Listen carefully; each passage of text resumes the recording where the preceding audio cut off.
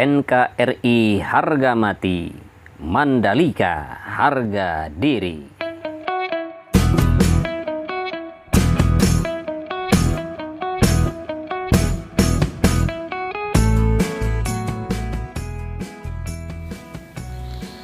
Assalamualaikum warahmatullahi wabarakatuh. Jumpa lagi sahabat dengan Endri Atasiki.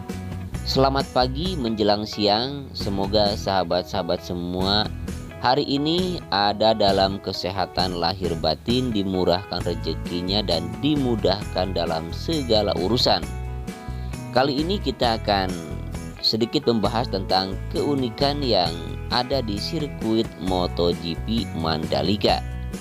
Terima kasih sudah mengklik dan menonton video ini. Biasakan menonton video dari awal sampai akhir agar tidak ketinggalan informasi dan juga tidak gagal paham. Dengan tidak mengurangi rasa hormat baik untuk sahabat-sahabat yang baru bergabung maupun yang sudah sering menonton di Endri Atasiki. Jangan lupa bagi sahabat yang belum subscribe, silahkan untuk membantu saya dengan cara subscribe, karena subscribe itu gratis sahabat. Dan jangan lupa untuk membunyikan lonceng notifikasinya agar mendapatkan pemberitahuan ketika saya mengupload video-video terbaru. Mohon maaf apabila ada kekurangan, kesalahan dan kekeliruan ya, terutama dalam cara penyampaiannya yang mungkin kurang begitu berkenan di hati sahabat semua. Untuk itu mohon dimaafkan. Baik sahabat, sirkuit Mandalika atau juga ada orang yang menyebutnya dengan sirkuit MotoGP Mandalika. Bahkan ada juga yang menyebutnya Mandalika International Circuit atau Mandalika International Street Circuit. Yang jelas apapun orang menyebutnya, ini adalah sirkuit MotoGP kebanggaan kita. Dan sirkuit MotoGP Mandalika ini sahabat mempunyai keunikan-keunikan tersendiri, yaitu yang pertama adalah sirkuit ini dibangun di kawasan wisata ya. Jadi kawasan wisata yang berada di Kecamatan Punjut, Lombok Tengah, Nusa Tenggara Barat. Dan kawasan wisata ini mempunyai luas 1035,67 hektar ya. Sekali lagi, kawasan wisata seluas 1035,67 hektar. Tepatnya berada di Kecamatan Punjut, Kabupaten Lombok Tengah, Nusa Tenggara Barat. Kawasan ekonomi khusus atau KEK Mandalika ini ditetapkan melalui PP pemerintah atau Peraturan Pemerintah nomor 52 tahun 2014. Nah, kemudian KEK Mandalika ini pun termasuk dari 5 KSPN atau Kawasan Strategis Pariwisata Nasional. Dan kelima KSPN tersebut adalah Danau Toba, Borobudur, Lombok, Labuan Bajo, dan Manado Likupang Bitung. Jadi pemerintah tidak salah membangun mega proyek sekelas sirkuit Mandalika ini di kawasan wisata seluas 1035,67 hektar. Lalu sirkuit Mandalika ini sahabat mempunyai panjang trek 4,31 km, dilengkapi dengan 17 tikungan, trek lurus sepanjang 700 meter dan pembuatan terowongan atau pembuatan tunnel sebanyak 2 tunnel. Yaitu tunnel yang pertama dibangun di ujung trek lurus dan tunnel yang kedua dibangun di antara tikungan ke-7 dan tikungan yang ke-8. Lalu kemudian di sirkuit Mandalika ini nantinya akan ada 93.200 tempat duduk untuk para penonton. Itu tempat duduk ya. Jadi penonton itu ada 2, ada yang bisa duduk dan ada yang berdiri. Nah, untuk tempat duduk penonton itu 93.200 tempat. Kemudian ada juga area tanpa tempat duduk sebanyak 138.700. Nah, kemudian ada juga hospitality suite nanti yang mampu menampung sampai 7.700 penonton. Itu belum termasuk sahabat dengan 5 grandstand yang berkapasitas 150.000 untuk penonton. Nah, yang terletak atau dibangun di tepi pantai Kuta Mandalika. Kemudian sahabat, keunikan yang kedua sirkuit Mandalika ini adalah mempunyai bukit-bukit yang ada di samping trek ataupun juga di dalam zona sirkuit. Jadi bukit-bukit ini nantinya akan disulap menjadi pink hill atau akan ditanami bunga bougainville atau sering kita sebutnya dengan bunga kertas atau kembang kertas.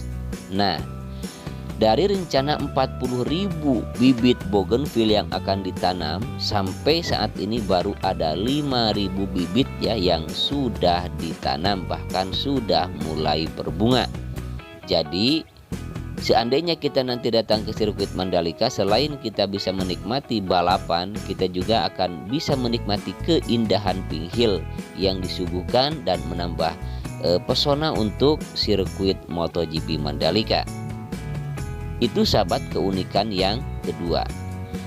Kemudian ada keunikan yang ketiga, yaitu sirkuit Mandalika ini dibangun di tepi pantai. Bahkan ada tikungan yang berdekatan dengan pantai, yang sangat dekat sekali dengan bibir pantai, yaitu tikungan yang ke-10 dan tikungan yang ke-11.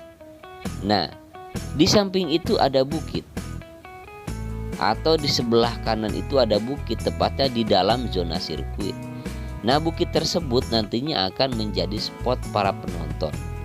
Dan kebanyakan orang mengira spot ini adalah merupakan spot yang istimewa, karena dari bukit ini kita bisa melihat hampir 360 derajat. Kita melihat ke kiri ke tikungan ke-6 bisa 7, 8, 9, 10, 11. Bahkan ke tikungan terakhir pun kita bisa melihatnya kalau di dalam zona sirkuit tidak ada resort-resort yang menjulang tinggi atau bangunan-bangunan yang mewah. Nah, seperti itu sahabat. Kemudian sirkuit Mandalika ini adalah keunikan yang selanjutnya adalah sirkuit jalan raya. Jadi sirkuit jalan raya dengan sirkuit permanen itu jauh berbeda sahabat. Yang pertama, dari segi pembangunannya, sirkuit jalan raya itu tidak begitu membutuhkan waktu yang lama dalam pembuatannya, beda dengan sirkuit permanen. Kemudian dari segi biayanya pun tidak begitu memerlukan biaya yang begitu mahal seperti pembangunan sirkuit permanen. Dan yang ketiga, sirkuit jalan raya ini ketika nanti selesai balapan bisa digunakan untuk khalayak umum atau masyarakat biasa untuk dijadikan sebagai jalan raya biasa. Tentunya dengan peraturan-peraturan tersendiri dan ada batasan-batasan kendaraan yang bisa melewati di sirkuit ini. Namun melewati bukan berarti seluruh trek dilewati. Untuk main track atau track lane atau trek yang utama yang akan digunakan balapan itu tidak bisa dilewati. Yang bisa dilewati itu adalah service road atau sering kita menyebutnya dengan inner line atau outer line, atau service road bagian kiri dan service road bagian kanan. Nah, seperti itu sahabat. Kemudian sirkuit Mandalika ini rencananya kemarin-kemarin akan dijadikan tuan rumah MotoGP tahun 2021 di bulan Oktober mendatang. Namun tidak jadi ya, ditunda dengan berbagai alasan. Yang pertama memang belum selesai, yang kedua karena memang pandemi. Dan nanti kita siap menggelar balapan MotoGP di tahun 2002. Maksud saya di tahun 2022 mendatang, tepatnya di awal tahun. Namun untuk WSBK Superbike sepertinya akan dilakukan tetap bulan ini, bulan November tanggal 12 hingga tanggal 14 November. Dan setelah lolos homologasi. Kapan homologasi akan dilakukan? Menurut kabarnya akhir bulan ini atau awal Agustus ya akan dilakukan homologasi.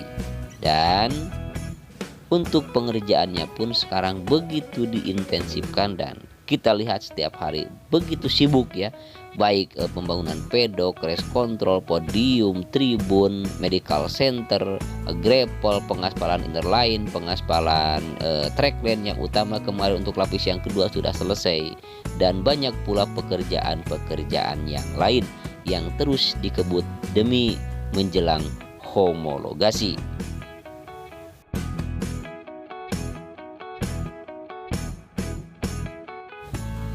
Baik sahabat, demikianlah sekilas tentang sirkuit MotoGP Mandalika. Bila sahabat ingin jauh lebih mengetahui, terutama bagi sahabat yang baru bergabung dengan Henry Atasiki, silakan apabila sahabat ingin mengetahui tentang pembangunan apa saja yang dilakukan atau apa saja tentang sirkuit Mandalika, bisa dilihat di video-video Henry Atasiki sebelumnya. Akhirnya tiba di ujung video, dan akhirnya saya Henry Atasiki pamit undur diri.